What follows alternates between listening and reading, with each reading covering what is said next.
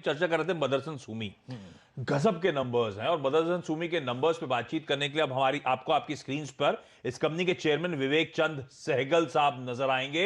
विवेक sir, स्वागत है CNBC आवाज पर आपका। और क्विकली जरा नंबर स्क्रीन पर दिखाइए जिसका ये शार्प रिएक्शन आ रहा है। 6.5 पौने 7% जो स्टॉक ऊपर है। मदरसन सूमी के मार्जिन और प्रॉफिट जो बाजार उम्मीद कर रहा था कहीं बेहतर देखने को मिले, और ज्यादा इंपॉर्टेंट एक और कड़ी में नतीजे ऑपरेशनली अच्छे थे और डेट रिड्यूस हुई है। 14 क्वार्टर्स के लोज पे आके डेट खड़ी है, इसीलिए आप देख रहे हैं स्टॉक पे रिएक्शन। पर सहगल सर, ये परफॉर्मेंस में क्या लार्जली इंडिया बिजनेस का कंट्रीब्यूशन है? क्योंकि आपका तो बहुत ज्यादा ओवरसीज का कारोबार है, यूरोप में, यूएस में। कहा जा रहा था इंपैक्ट काफी तगड़ा था व्हीकल डिमांड को लेकर, क्योंकि पैंडेमिक का असली ग्रिप तो वहां पे उन ज्योग्राफीज में देखने को मिली थी। तो वो यूरोपियन बिजनेस का परफॉर्मेंस भी सुधरा है सर, या वहां पे अभी भी दिक्कतें हैं? देखिए, वहां पे जो गवर्नमेंट है बहुत ही सुलझी हुई। They are not affecting industry. वो या बार्स हैं, रेस्टोरेंट्स हैं, या those kind of public places, वहां पे लॉकडाउन है। तो आई थिंक बहुत ही सुलझा हुआ उनका रिस्पॉन्स है। And I think they are getting better. हर दिन, हर हफ्ते, हर महीने दे आर गेटिंग बेटर। एक और चीज थी आशीष, अगर आप देखिए सेमीकंडक्टर्स की कमी। अरे भाई साहब, अपने वॉच से शुरू हुई, ताइवान से अब ग्लोबली इंपैक्ट कर रही है। सहगल साहब से पूछते हैं एग्जैक्टली। अगर आप देखें सर, ये सेमीकंडक्टर्स की कमी जो है वो वाकई, अगर आप देखें, आपके लिए दिक्कत का विषय था, सबब था वो। अब इसका इंपैक्ट क्या चौथी तिमाही पे पड़ेगा सर? क्या जहाँ पे भी शॉर्टेज है, पीपल आर वर्किंग कि किस तरह से उसको पूरा किया जाए, और जहाँ भी नीड है वो करी जाए। पर काफी कुछ आज की डेट के अंदर लोग काफी सारे घर के अंदर में बंद है, तो जो होम कंजम्पशन की जो आइटम्स हैं उसके अंदर में भी चिप्स वगैरह काफी लग रहे हैं, इलेक्ट्रॉनिक पार्ट्स काफी लग रहे हैं। तो ये एक तरह से चक्रव्यूह है जिसके अंदर में हम लोग बिकॉज ऑफ कोविड-19 आ गए। तो इससे बाहर निकलने के लिए प्रोडक्टिविटी बढ़ेगी, जीडीपी ग्लोबली बढ़ रही है, सारे I think they will cover up all this. Sehgal sir, आप बोलते रहिए। आपके बोलते बोलते स्टॉक और दिन की तेजी और तेजी तूल पकड़ रही है, दिन के हाइज पे आ रहा है। वैसे सच है वीरू, सेमीकंडक्टर की शॉर्टेज क्या हुआ, पैंडेमिक के बीच में पर्सनल कंप्यूटर्स और इन सब की डिमांड बहुत बढ़ी। तो कहा जा रहा है जो एंटिसिपेटेड नहीं था, ज्यादातर कंजम्पशन वहां की तरफ मूव कर गया। तो गाड़ी वाड़ी में जो रिक्वायरमेंट थी वहां पे शॉर्टफॉल देखने को मिली। ये दिक्कत वाली बात। लेकिन सहगल सर, जो शुरुआत में मैं जब आपको इंट्रोड्यूस कर रहा था, एक तो आपके नंबर्स अच्छे थे, दूसरा डेट रिडक्शन वो हाईलाइट है 14 क्वार्टर्स के लोज पर। तो Q3 के एंड में किस तरह की स्थिति है, और अब यहां से डेट रिडक्शन के मदरसन सूमी के क्या प्लान्स है सर? कैसे डीलेवरेज करेंगे? देखिए, मदरसन का ये नॉर्मल थॉट प्रोसेस है। जैसे हम लोग की टॉप लाइन बढ़ेगी तो हमारे को बोरो करना है, क्योंकि इक्विटी ले लेंगे तो फिर उसको सर्विस करते करते मुश्किल हो जाती है। तो हम लोग डेट लेते हैं, जैसे जैसे हमारी अर्निंग्स बेटर होती जाती है हम रिपे करते जाते हैं। तो वही हम लोगों ने इस क्वार्टर में किया, और आपको यही दिखाया हम लोगों ने। और मेरे हिसाब से अगर आप देखें तो ये फॉरवर्ड के अंदर में अभी तक तो कोई ज्यादा ग्रीन फील्ड का अभी कोई इतना हमारे पे प्रेशर नहीं है। तो हमें नहीं लगता कि और एक दो क्वार्टर के अंदर में हमारे को बहुत सारा लोन लेना पड़ेगा या कुछ करना पड़ेगा। तो we will keep on reducing, अपना जो डेट है हम उसको रिड्यूस करते जाएंगे। तो कमेंट्री अच्छी है सर की वॉइस पड़े, अगर आप देखें कॉन्फिडेंस झलक रहा है। तो अब बहुत दिनों बाद हालात एकदम पटरी पे लौटते हुए नजर आ रहे हैं। देखिए ना, आज अभी सर के बोलते बोलते अगर आप इस स्टॉक को देखें, चला गया था। एक टिक आया उसमें करीब स्टॉक 190.50 से 195 तक गया। सिर्फ अगर आप देखिए मेरे स्क्रीन पर टिक बाय टिक चार्ट है, टिक बाय टिक चार्ट लेके आइए, इनफैक्ट वॉल पे दिखाइए ना टिक बाय टिक चार्ट। क्या गजब कम हुआ है। तो अब 9% की तरफ मूव करता हूं मदरसन सूमी। रैंक अंडर परफॉर्मर था इसका ये वॉल्यूम जो है, अरे बड़ा इंटरेस्टिंग है आशीष। आज का मदरसन सूमी का volume is the highest ever volume इसके करियर का। और इसका करियर मेरे स्क्रीन पे है, मैं बता रहा हूं आपको, ये है 27 सितंबर 1996 से लेके अब तक का ये सबसे स्ट्रॉन्गेस्ट वॉल्यूम है।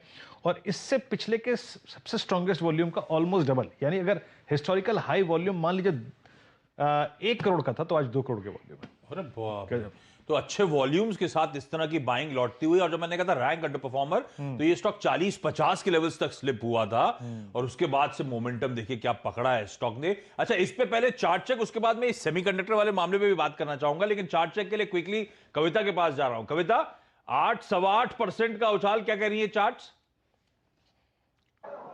यस आशीष जी, चार्ट एक बहुत ही अच्छा ब्रेकआउट 182 के लेवल्स पर मदरसन सुमी में हमने देखा था, जो कि 61% रिट्रेसमेंट था इसके जो प्रीवियस फॉल हमने देखे उसका।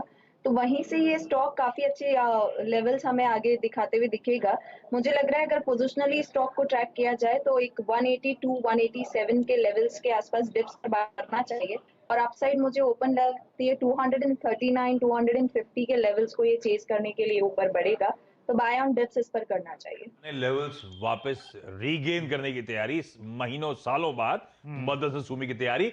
लेकिन अच्छा, बाय ऑन डिप्स है, ध्यान रखें, अभी ना खरीदें, लेकिन जो लेवल्स कविता मेंशन करी है, कुछ जी सुस्ती आए, चार्ट्स पे कमजोरी आए, तो उसमें एंटर करने के मौके ढूंढने। लेकिन ये चांद साहब ने तो राजेश अग्रवाल जी कुछ ऐसा कुछ कंसर्न नहीं जताया, लेकिन ये फैक्ट है ग्लोबली की सेमीकंडक्टर की दिक्कतें।